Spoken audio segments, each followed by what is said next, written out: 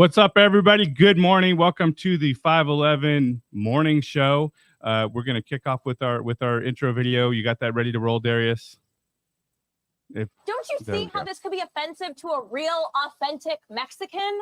Hey, can I just say that I'm Mexican and this doesn't bother me at all? Because these tacos are great. Okay, sir, I appreciate your feelings on the matter, but I don't need you to be a mouthpiece for an entire cuisine, okay? As long as a white man's doing the cooking, I won't be eating here. Oh, I'm not the cook. Guillermo's the cook. Guillermo? Okay, wow.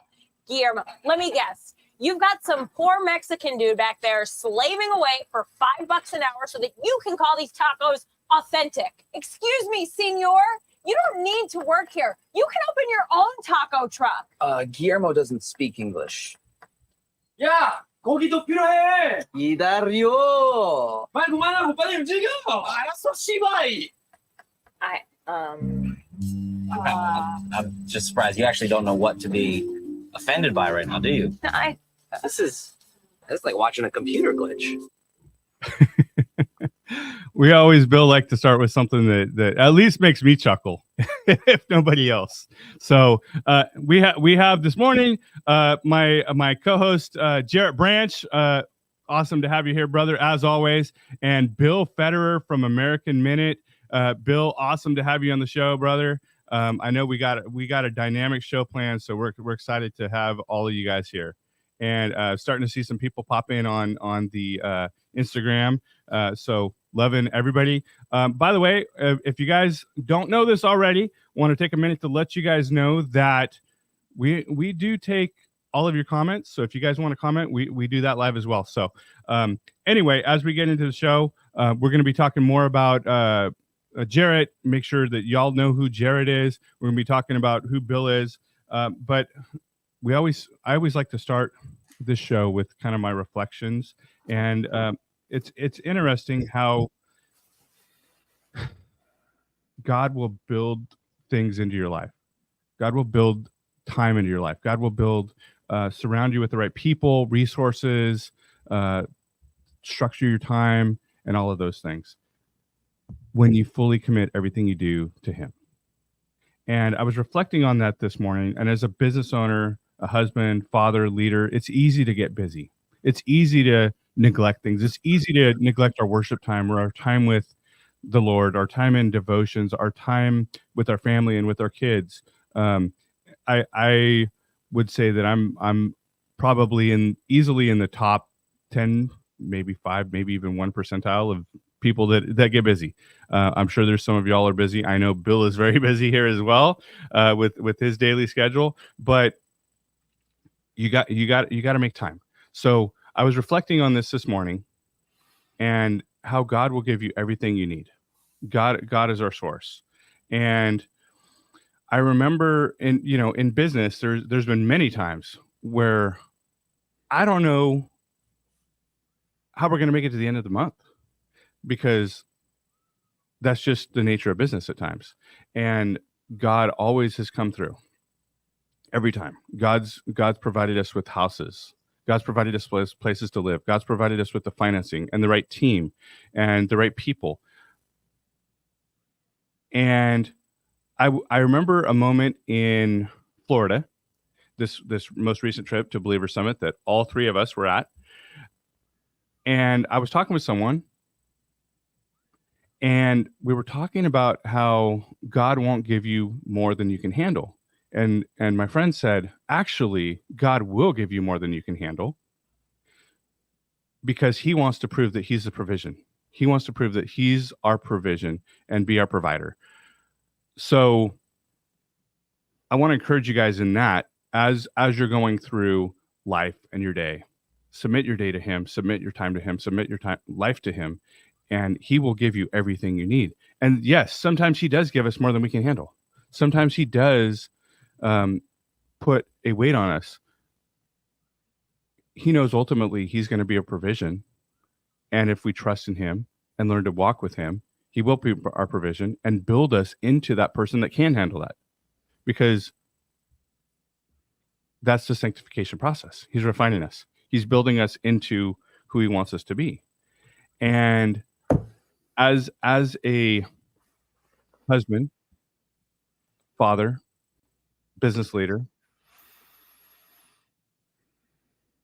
One of the things that I was reflecting on this morning that I don't have a lot of time for, and I need to make a point to make more time for it, is specifically my fitness, my health, all of those things, because I run hard, and I do that because I know the calling that God has on my life, and I know Jarrett and Bill do the same. I know that these men know the assignment they've been given from God, and that's a good thing. But we have to take a minute. So I was with my son Michael last night, my oldest, and he's going to be 11 here in just a couple weeks.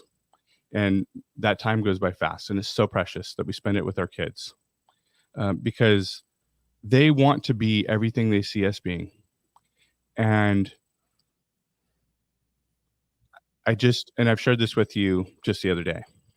I just took my daughter with me to the conference that we were at in Florida, because she's been asking for a while, hey, can I go with you, Dad? Because she wants to spend time with me. But I think also she's excited to go on a trip. So it was her birthday, because my kids are born just very, very close to each other.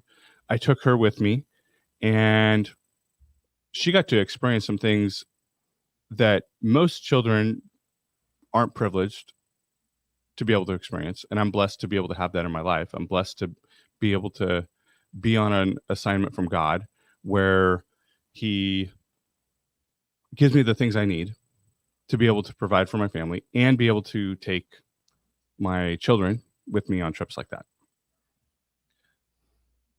And I was also thinking about how, as a man, as a father, and I wrote in my notes, and I keep my notes because I have to reflect on these things, and I can't remember everything that comes into my reflection. Most of this comes from my heart, and I do this every day. I don't plan these talks ahead of time because I want to deliver something that's genuine, that's from my heart.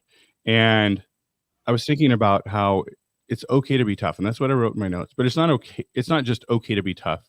Actually, we need to be tough. We have to have standards for them. We have to have standards for their life, because we as men, and I know women the same in a different respect, in a different light, are the example of how our kids are to be as men, how our boys are to be as fathers, as husbands, as leaders in the marketplace and in ministry. And for our daughters, us men are examples of the type of men that they should be looking to marry. And I also always have made a rule in my life to, even though I'm tough on my children, to give out minimum three times as much love and grace as I do discipline. So as we're in Florida with my daughter, and as I was with my son last night, we make a point to make memories with our kids. So this trip to Florida is going to be something that my daughter's going to remember for the rest of her life. These moments of working out with my son are going to be moments that he will remember for the rest of his life. We have to make memories with our kids, because these memories become the altars that they return to as they get older, to go back and remember how God provided, how God gave them what they needed in that moment to become the people they're to become. So that's what I have this morning, is kind of the reflections from my heart for you guys. Hopefully that's encouraging. Jarrett, I know you have some comments on that too. And Bill, I would love to hear your comments on that topic, because I know as a man of God, a man on a mission, you're certainly going to have some comments on that as well.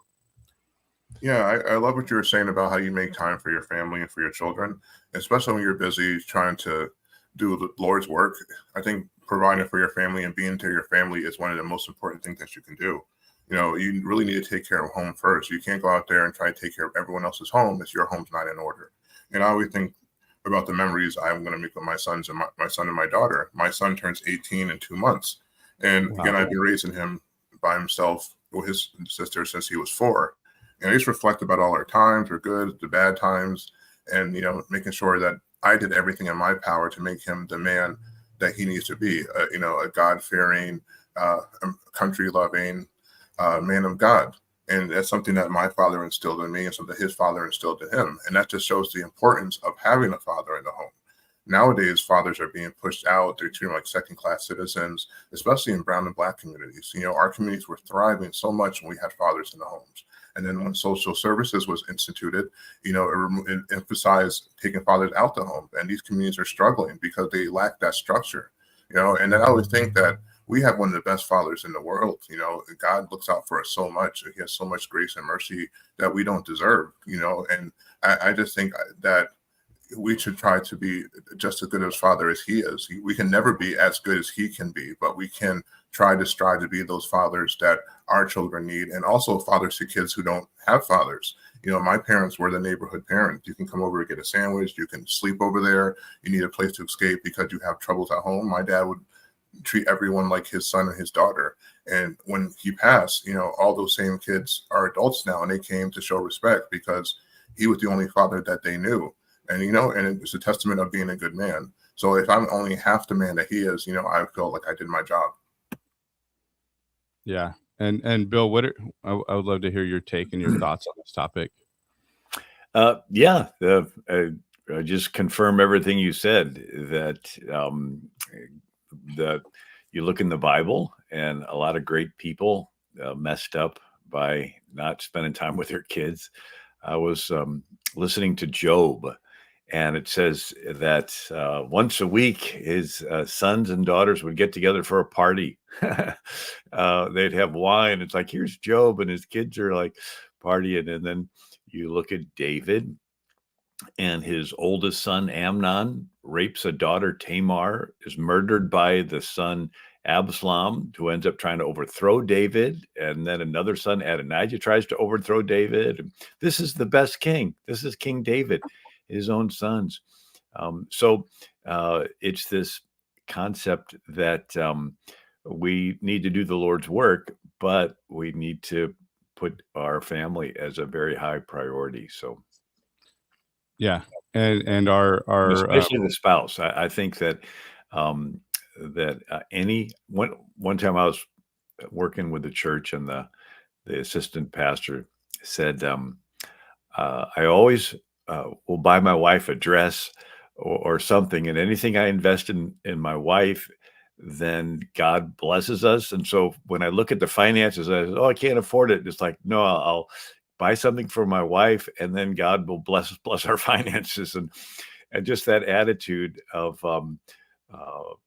putting the wife first is critical.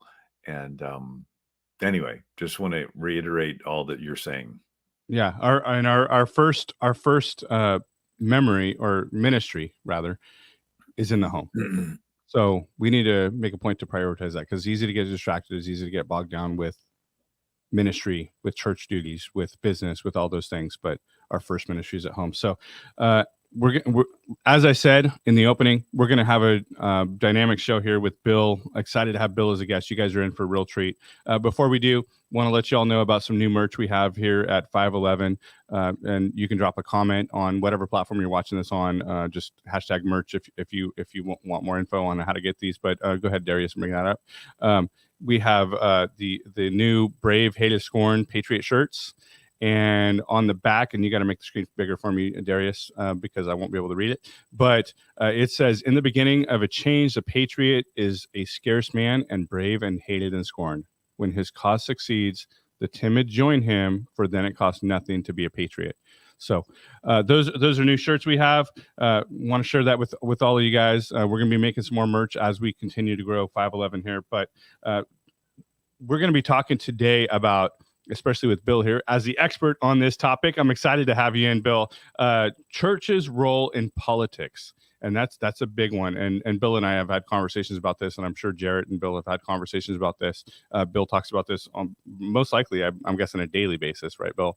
But we're also going to get into, as we have time in our conversation, more stuff about political arena, politics, Kamala, liberal mindset, the Secret Service investigation, and more. So stay with us, guys. And as always, you can give a shout out to our coffee sponsor, Covenant Coffee, Hope in a Cup. These guys do an amazing job in the community of Bakersfield, serving the foster youth of Kern County, as well as the emancipated foster youth of Kern County. They are the hands of God when it comes to the foster youth in Kern County.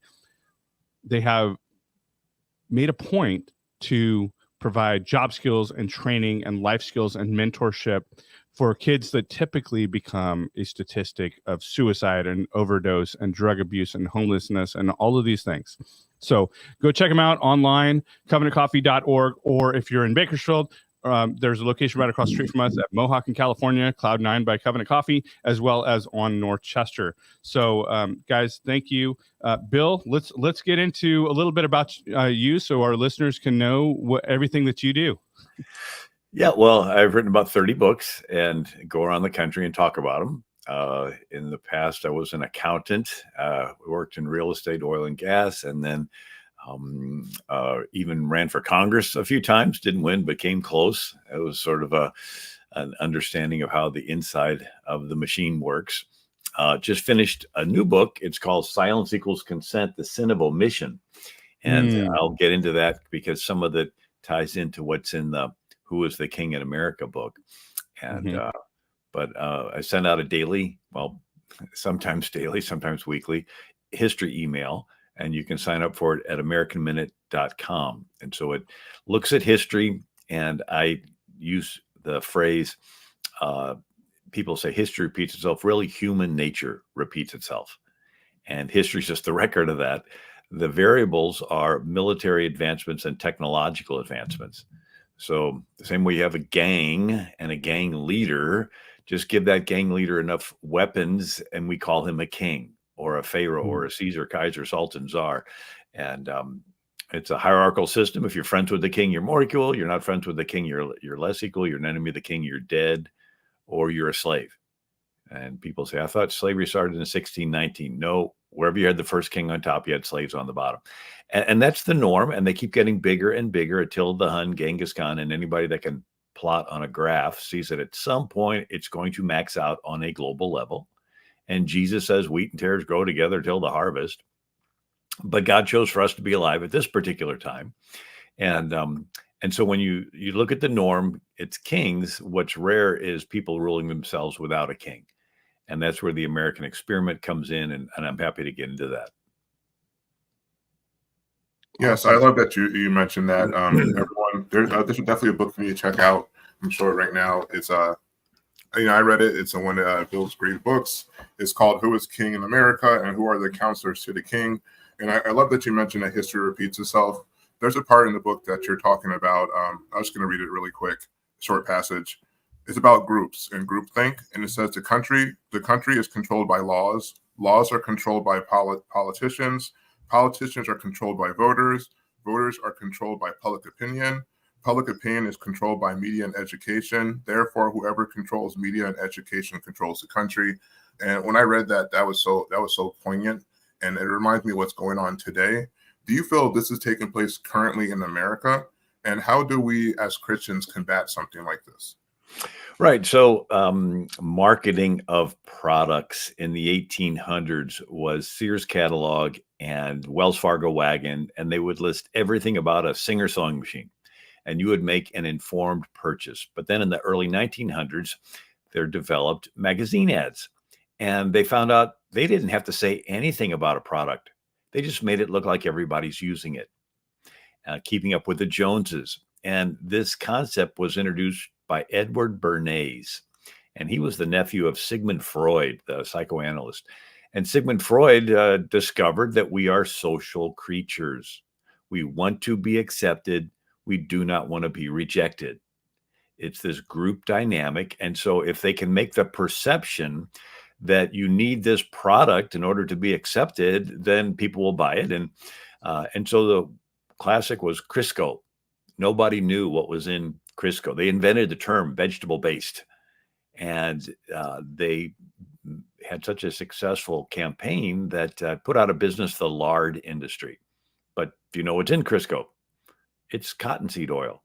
In the Deep South, they'd harvest cotton, have this these seeds they'd mush into this black mucky oil that they would use in factories and machinery called industrial seed oil. Nobody ate that stuff, but somebody had the idea of bleaching it, put it in these containers with this ad campaign, and we've all bought it and ate it. And so you go from knowing everything about a sewing machine to nothing about a product, but you buy it because everybody's using it. So this concept that Edward Bernays instituted, he wrote a book called Propaganda, and talked about manipulating the public consent. So we're a government of the consent of the governed. But what if you could engineer consent? And that's what he did. He wrote a book called Engineering of Consent. And so this was studied by Joseph Goebbels, who was the propaganda minister for Hitler. And Joseph Goebbels would get 100,000 people in a Coliseum, and they would begin to give the Hitler salute in the front. And it would work its way back like a wave at a football game. And everybody would see everybody else giving it, and they would say, gee, everybody's buying into this. And as it got closer, you would give the Hitler salute. And then people would see you giving it, and they'd feel pressured to give it.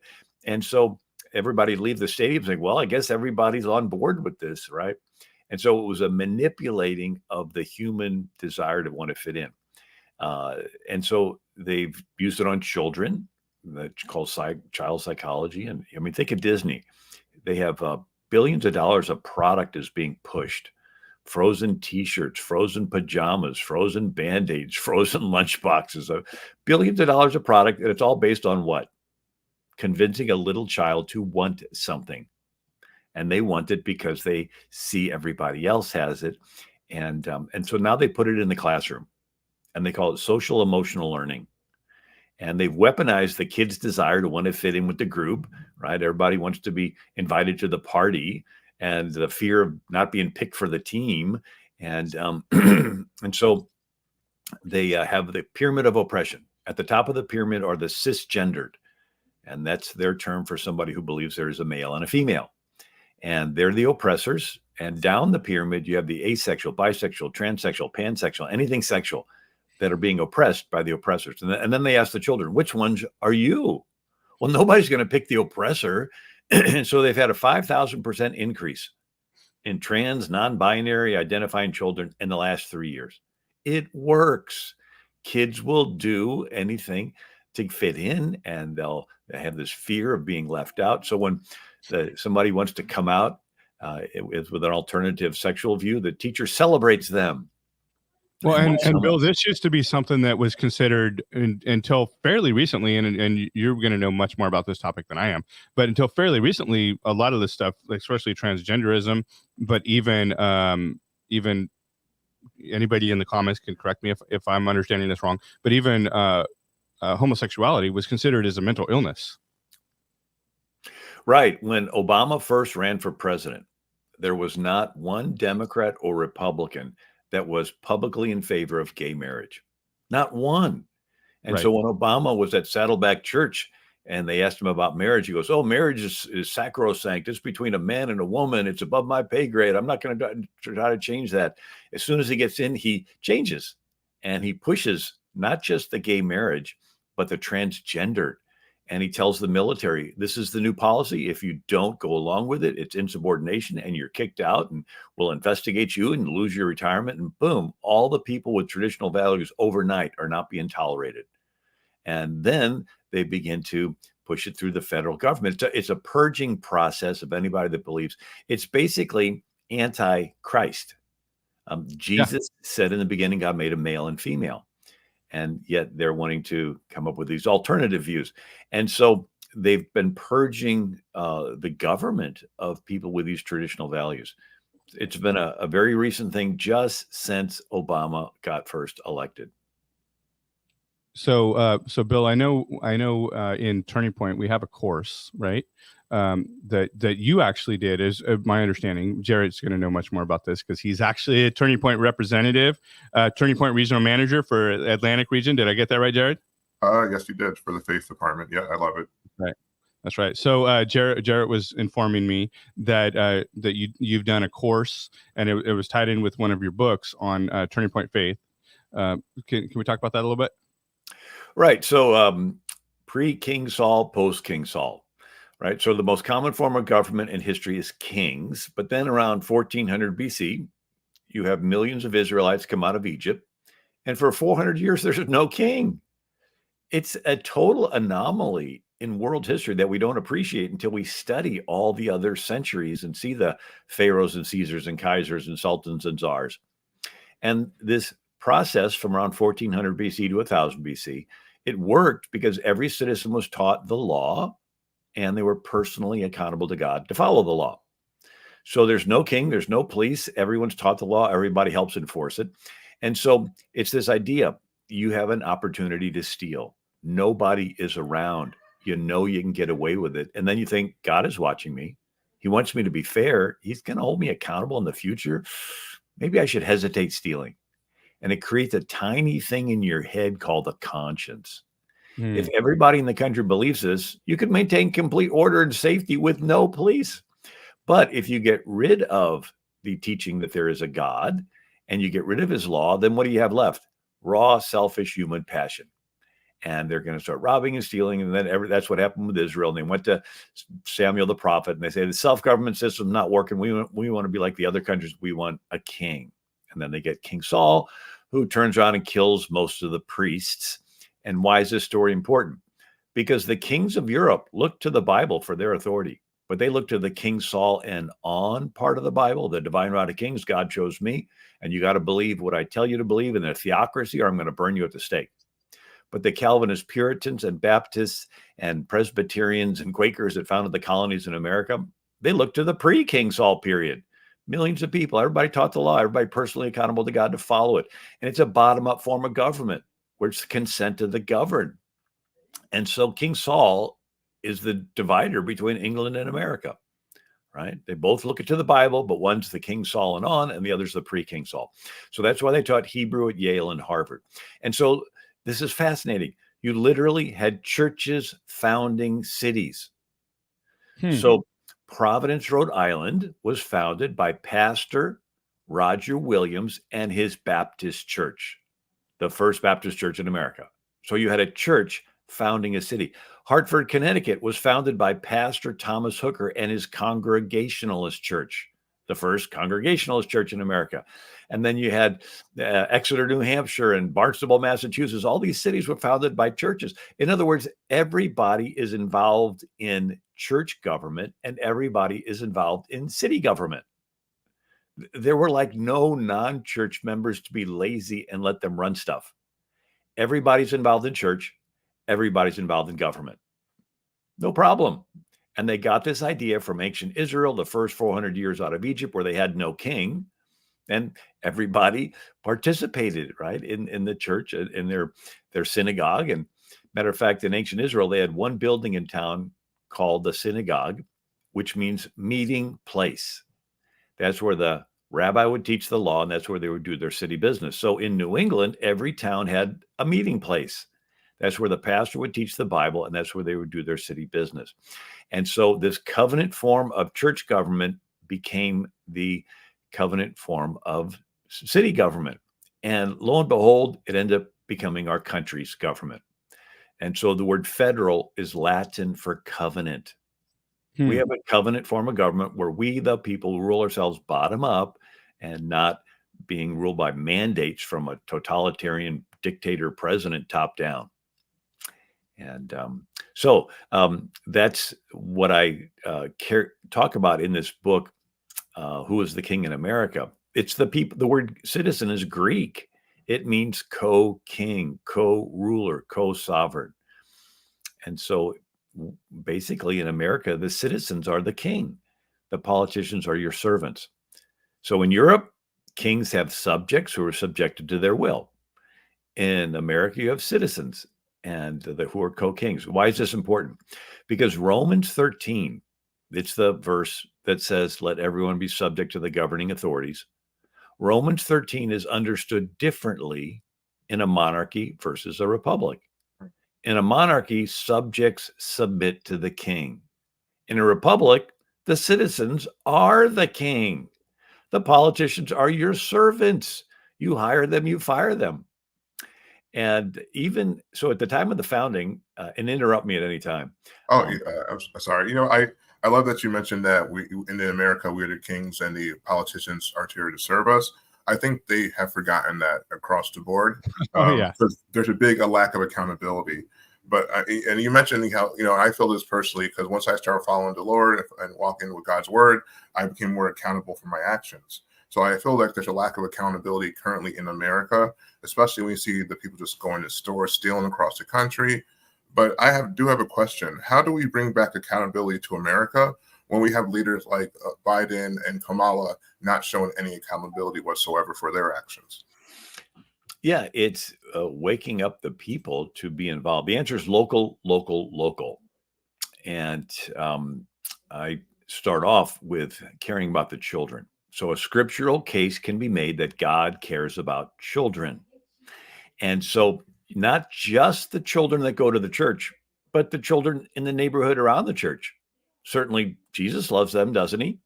Yep. And we used to have buses in the whole bus programs at churches where they'd go around, they had bus captains and they'd go down the streets and they would put the kids on the bus and take them to church. And the church cared about all the kids in the neighborhood. Well, shouldn't you care about what those kids are being taught in the local school? And so the answer is, look, we don't agree with every church on every doctrine, but none of us are happy with what they're teaching. Let's just pick some mama bear and vote her in on the school board and then show up at the school board meeting early and show our support. There's more people that go to church in an area than vote in a school board race. And I'm convinced if churches can just care about what's being taught to the children in their neighborhood, all the higher races will take care of themselves. The people that want to run for a higher office, they'll have learned how it works, make the phone calls, knock on doors, and all they need is the pastor's blessing that it's okay to care about the children in the neighborhood. And Amen. And we've talked about this before on this show many times, and we'll continue to talk about it for those of you. I think a lot of times it's easy to see politics and politicians and especially people that run for politics go into office a lot of times for the wrong reasons too. And they're looking for fame and fortune and big names, but really at the end of the day, regardless of what you see at the national level, all politics is local. And the school boards, frankly, in my opinion, and I know some of my friends have run for school board, and some of them have been interested in running, and that may be one of, if not the most important office, actually, because this is where our kids are learning, and they have input and say over what our kids are learning. And this is also one of the big areas where the left tries to come in and indoctrinate our kids, especially in the public school system, but you see it in the private school system as well. That's why my family has chosen to remove our kids from that system, and we homeschool, and we do have quite a few resources on that. But, and by the way, Turning Point Academy, you guys go check it out. They have resources for homeschools as well. I just wanted to throw that out there. They have some amazing resources. But Bill, you've been talking about how churches. Now, I want to throw in, you don't have to have a child in the public school to run for school board. Yes. Amen. Great point. Great point. So if you guys are out there watching and you're like, how do I get involved? Actually, school boards are pretty easy to get elected to, too. It doesn't take a lot of work, and most of those votes are swayed by just, not much, like, a few hundred a lot of times, if even less than that. And a lot of times you can run unopposed. So if you're like, how do I get involved? I don't know. But I know that God's calling me to do something. That's one area where you can start getting involved. And I know Jarrett, and we'll talk about this more in the future, but Jarrett has a lot of resources through Turning Point Faith, Turning Point USA, Turning Point Academy, where you guys can get involved as well. But Bill, we've had conversations about the church's role in politics, and it's interesting to see there's a big dividing line, right? So, where you and I and Jarrett all stand, and several of our peers and people that we associate with stand, is the church should have a big voice in politics. But there's also another camp that believes, well, the church should have nothing to do with politics.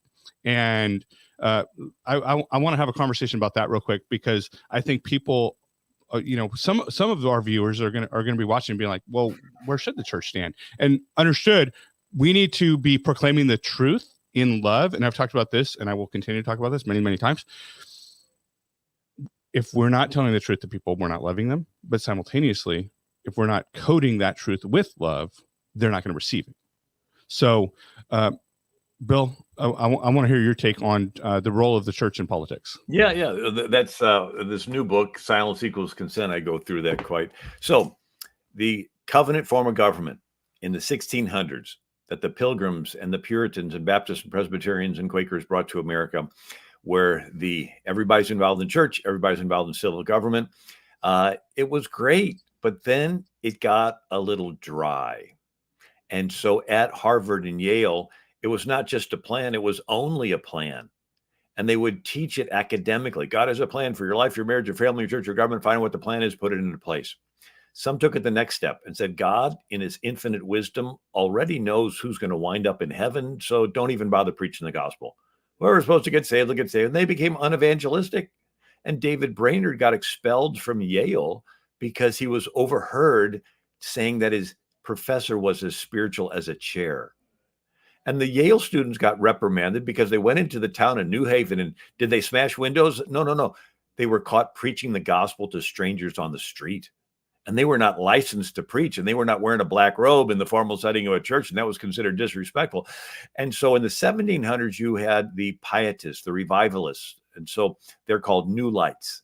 So the Puritans are now nicknamed Old Lights because they got spiritually dry. And the New Lights said, no, it's more than a plan. You have to have an experience with Jesus. And if you have this experience, your life will change, and you won't do worldly things anymore, like bars and brothels and government.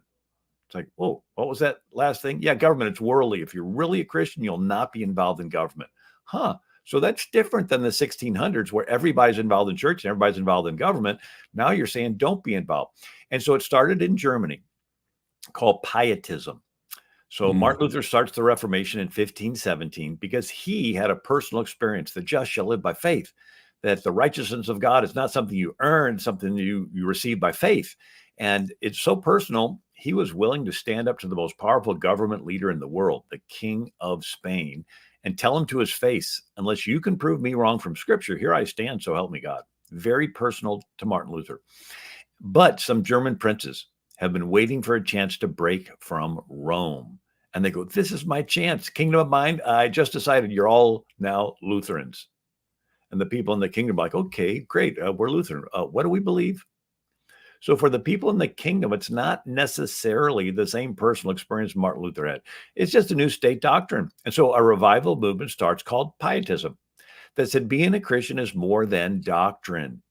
Even if it's good doctrine, you have to have an experience with Jesus. And when you do, your life will change and you won't do worldly things anymore, like bars and brothels and government. And it turned into the German concept of the two kingdoms. The two kingdoms were studied throughout history, but the Pietist version of it is the kingdom of the government, the kingdom of the church. The two don't touch. So there were even German princes that would donate money to the Pietists, so they would teach their people not to get involved in the prince's business. It's like Soros and Rockefeller donating money to woke seminaries to teach Christians not to get involved in politics. Yet at the same time, they're giving money to LGBTQ activists to get them involved in politics. Wow, what a brilliant strategy. And so this two kingdom concept is different. So the Puritans, the key word is participation. You can do two things. You can be a spouse and you can be a parent. Two completely different roles. One person can do both. You can be involved in church and you can be involved in civil government. One person can do both. But the Pietists said, nope, you can only choose one. And if you're really a Christian, you're going to withdraw from government because it's worldly. Well, that brings up an interesting scenario. If all the spiritual people withdraw from government, who is left to be involved in government but the less spiritual? And because they're less spiritual, they're going to yield to their ambitions, get power hunger, and turn into tyrants. And 4 centuries of that the church and government teaching, the two kingdom teaching in Germany, allowed Hitler to seize power, put Jews on train cars. They're going right past the churches crying out for help. And the church's response was, well, that's the government doing that. And we're the church, and we can't get involved in government stuff because we're holy. Can anybody see there's something wrong with that picture? And so when you have in the 1900s, they had lynchings. Tuskegee Institute did research, documented over 4,700 lynchings, or more than that, but they documented these. And 1,200 of those were white Republicans in the South registering the freed blacks to vote. But a lot of the churches didn't want to speak out against that. Oh, we don't want to talk about lynchings. So, and Teddy Roosevelt said, a Negro was lynched. Every Christian patriot in America needs to lift up his voice in loud and eternal protest against the mob spirit. Get loud. Don't sit back. Oh, we don't want to talk about that. They're killing Jews. Don't sit back. I was in Colorado, and earlier this year, a state rep, Scott Bottoms, introduced a bill to make buying a child for sex have a minimum penalty. And the Democrats voted against it. And where's the church? And earlier this year, California State Senator Sharon Grove introduced a bill to make Shannon Grove to make purchasing a child for sex a felony versus a misdemeanor with just 2 days in jail. And the Democrats voted against it. And the Democrat Senator Susan Eggman gets on the floor and says, I'm a social worker. I've worked with women who've been sexually abused as children, and they get wounded and they have to deal with it their whole lives. And you're more concerned about this guy that's going to go out and do it again in 2 days. I've had enough. Where's the church? Oh, we don't want to get involved. They're selling children. Oh, we don't want to get involved. We are so spiritual. We don't care about the kids.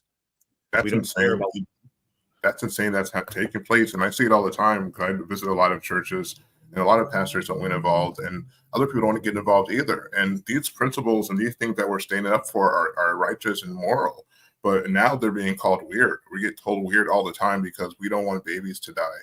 We don't want people to murder children in the womb. We want our kids to go to school without being sexualized. We want people who hurt children to go to jail. But now if you see across the board, if you watch every major news outlet on the left, they're calling all these principles weird, just so, like you said earlier, that's what people can feel like, oh, I'm not going to be a part of this. I'm weird now. Weird people aren't accepted. Let me push my values away so I can be part of the team. I can be part of the in crowd. And it's shameful that this is the tactics the left are using instead of actually coming up with policies to help people. Yeah. You wonder what happened to the word queer. Right. That sort of means weird. I don't want to, in my book, Silence Equals Consent, I say to those people who think they're being spiritual by not being involved, what do you do with Numbers chapter 30?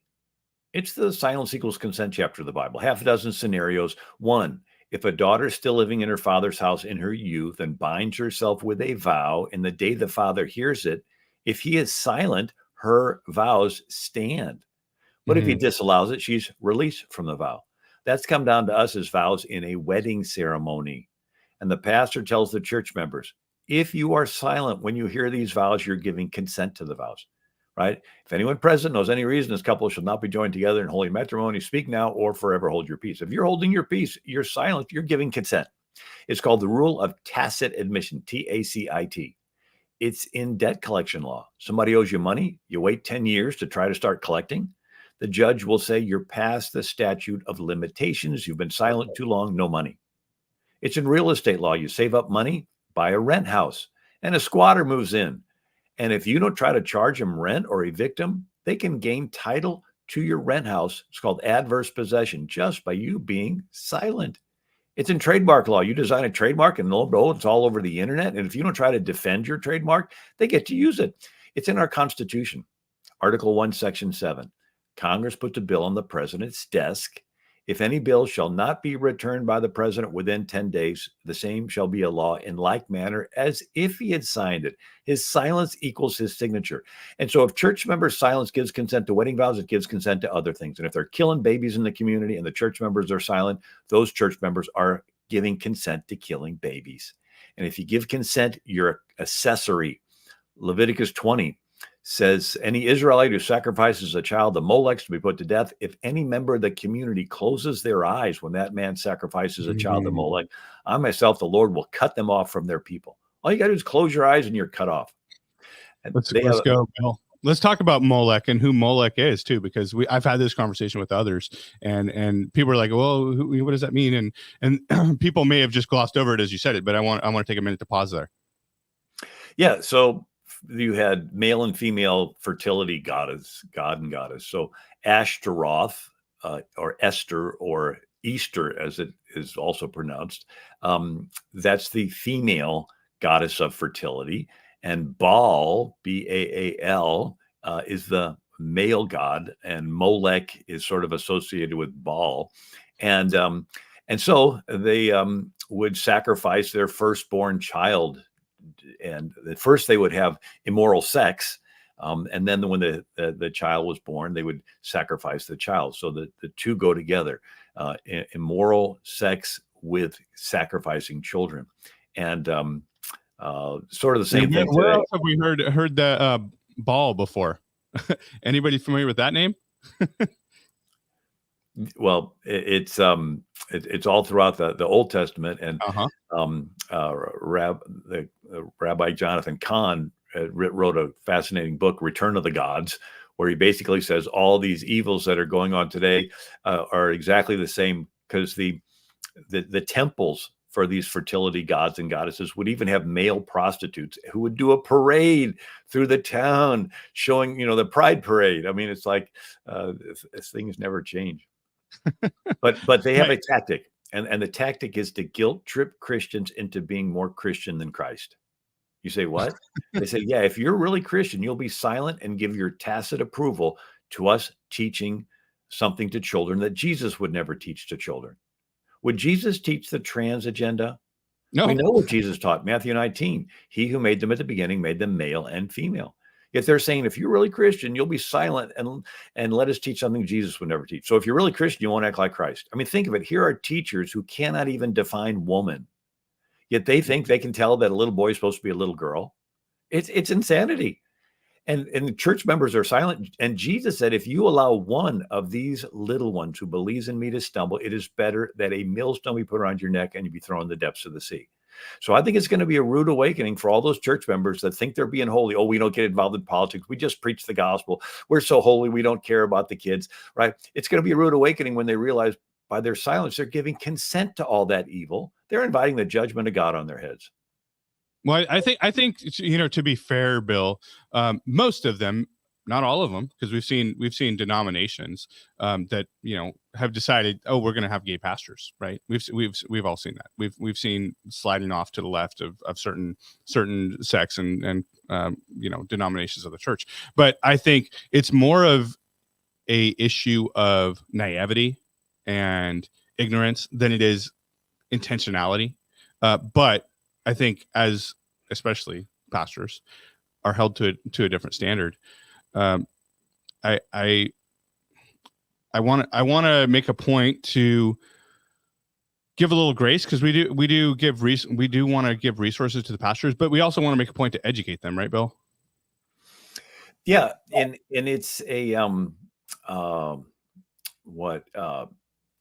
if you disagree with me, Bill, go ahead and say it. I'm not afraid to be wrong. No, we're the bride of Christ, and every romance novel builds up to a decision-making moment, a forsaking of all others and choosing the one, right? You're watching the chick flick movie, and it's like, get to the place, and finally there's a forsaking of all others and choosing the one. And I think this is the grand, right? We're the bride of Christ. This is the big romance novel. And I think God is intentionally pushing the world to a decision-making moment. And he is letting the evil be exposed.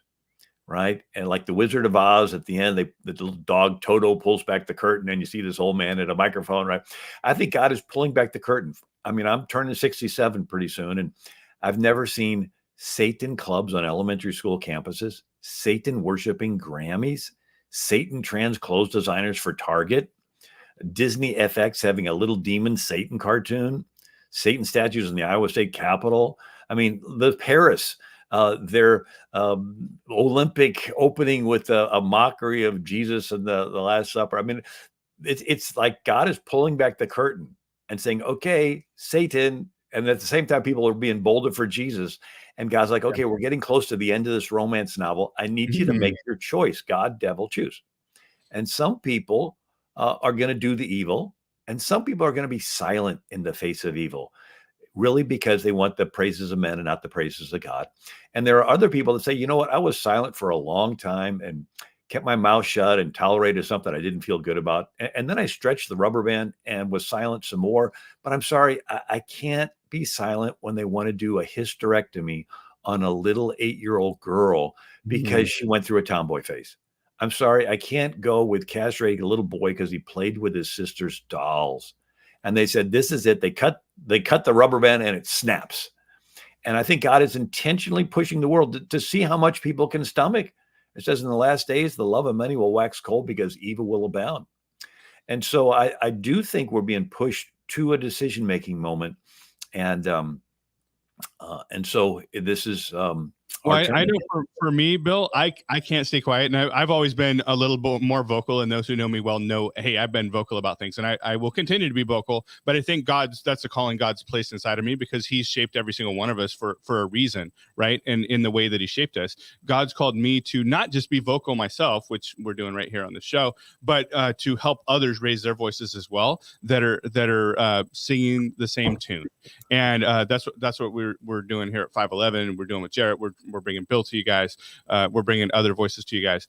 But as we do that, Bill, I know that I will be personally attacked, and I have been personally attacked, and I've been accused specifically of brainwashing my children, which I laugh at. But and I'm sure you've received much of the same, Bill, and Jarrett has. But I've been accused of all sorts of things.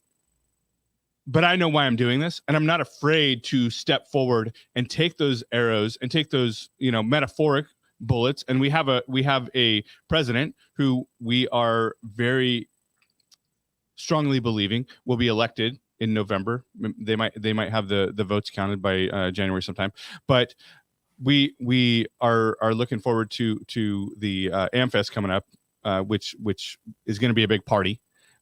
Over in Phoenix. We think that's going to be a big celebration. We gotta take a minute to promote AmFest. If you guys haven't checked that out, we're going to be dropping a link in the comments as well for you guys. Right now they got a 50% discount on VIP tickets.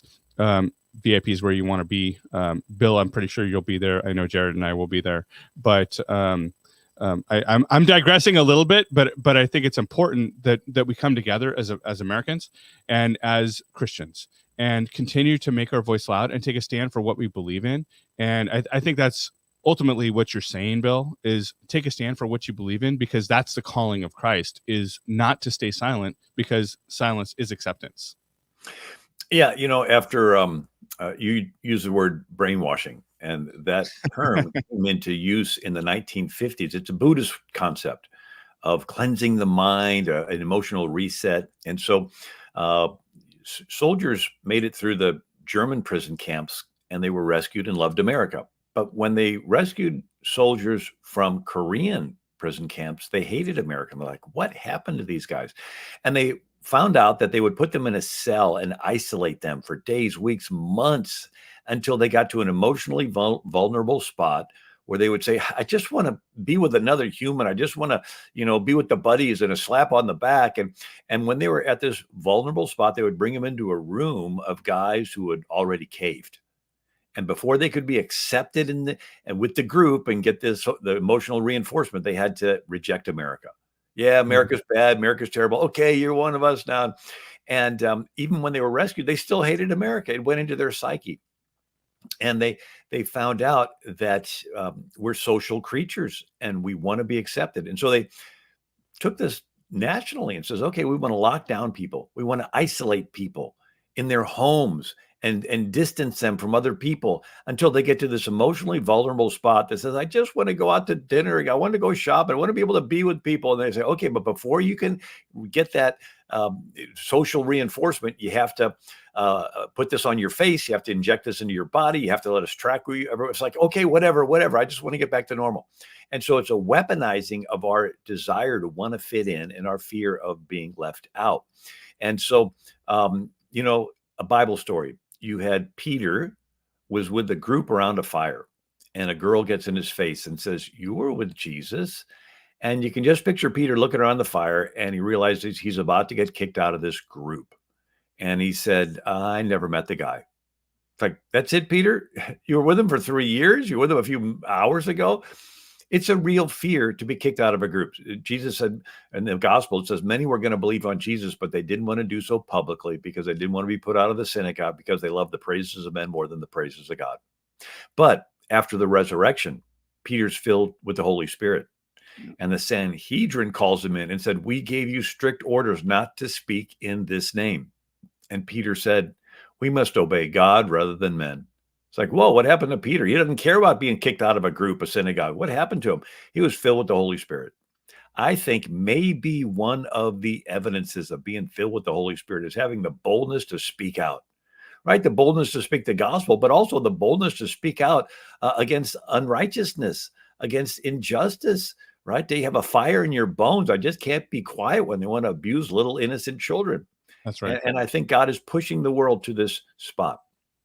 Yeah. So we spent a long time talking about the why we should do these things, but Bill, and I know Jared's going to come with some resources on this as well. But what's the what and the how? How do we get involved, and what should we be doing? And I know, hey, we all have a different calling. I know mine here is to be involved on media and 511 and making voices loud. And also there's many other activities and ministries that 511 is involved in, and our extended family and extended team are involved in. If you want to reach out to me to see how to get involved, let us know in the comments. But Bill, I'd love to hear your take on this. And Jared, I want you, because you're going to have probably quite a few resources on how people can get involved and what they can do. So Bill, go ahead and you go first. Yeah, well, this is the exciting thing, because God made each of us different, and he's got a different idea for each one of us. That's right. So the word citizen means co-king. So you're the king. You don't sit around. Imagine a king sitting on his throne and say, can somebody tell me what I'm supposed to do? It's like, no, it's your job to get educated on the issues. You seek God's will, and you get involved, and you tell your representative what needs to happen.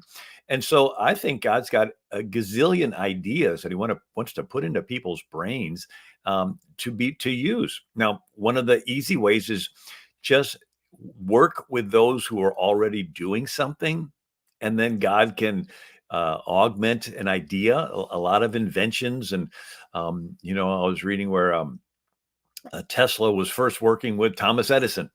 And then he had the idea for an alternating current, and Edison was the direct current.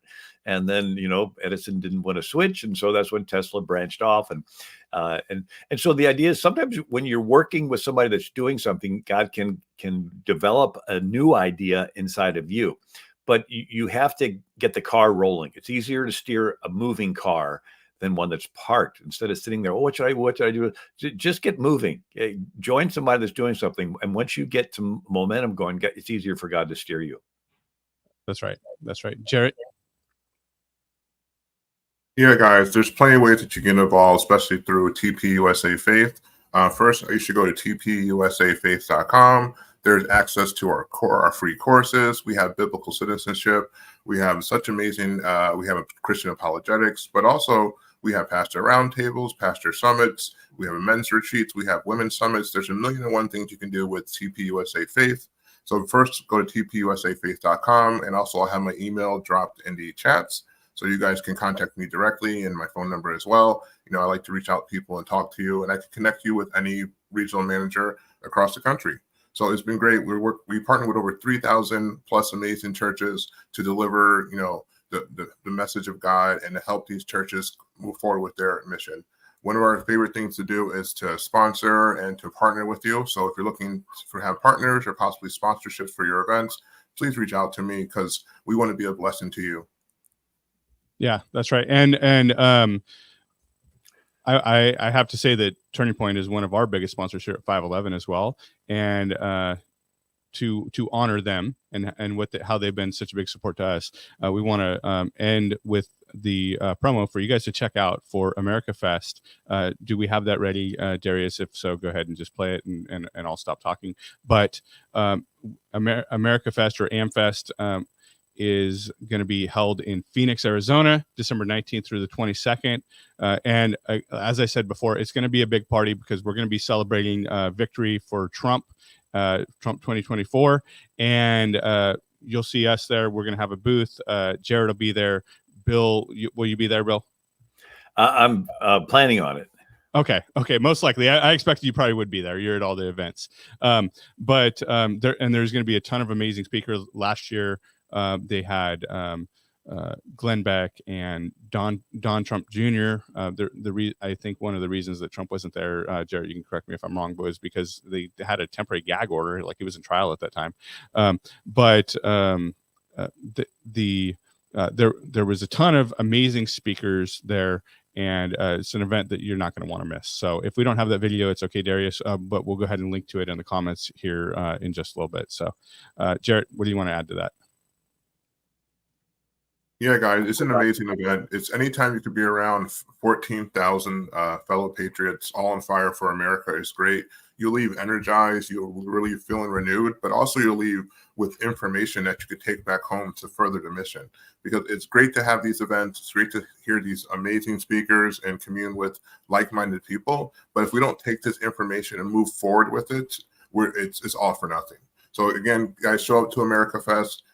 Have a great time. It's the party of the year, but also it's a party of the year that's going to leave you with education so you can go back home and make sure your cities and your communities are thriving and good conservative values will continue to reign through America. And it's up to us. And, it's up to everyone on this call. And it's not for us. It's for the next generation and for the next generation. Because if we don't fight now, if we don't come together, then it could be all for nothing. Because this is a republic. Only if we can keep it, and we can keep it if we continue to fight and continue to know our information. Because being uninformed is like being unarmed for a battle. You don't want to be like that. That's right. So you guys can check that out too at amfest.com.